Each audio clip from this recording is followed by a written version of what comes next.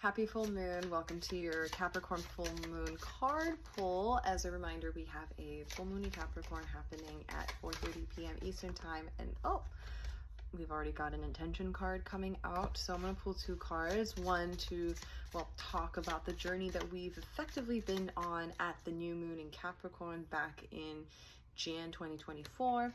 And, I'm pulling a second card to talk about where we currently are, what the reveal is. What is this moment of culmination and standstill at this full moon telling us? Conviction.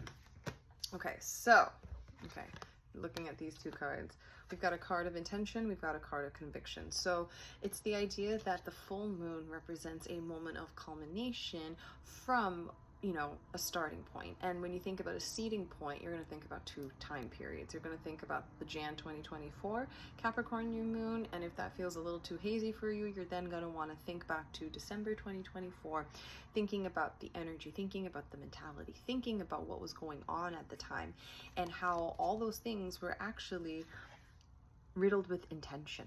Okay, like I'm intending to change my life. I'm intending to climb up this different mountain. I'm intending to establish a new goal for myself and then see how this turns out.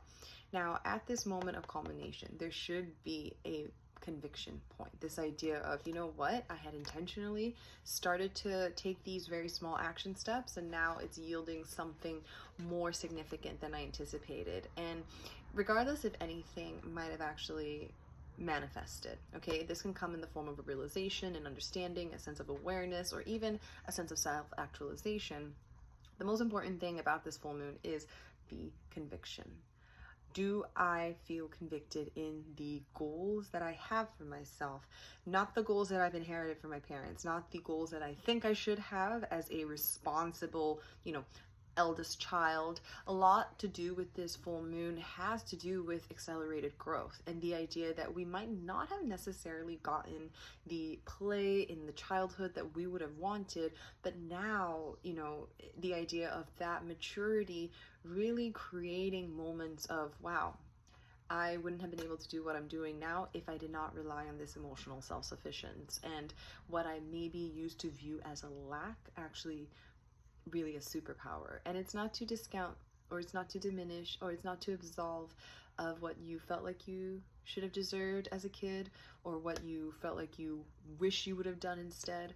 Rather, it's taking that understanding, adopting sort of a more emotional, mature response to it, and then being able to go, okay, I get to re-clarify this vision. I get to stand firmly in this conviction. And on some level, part of the journey with intentionality is understanding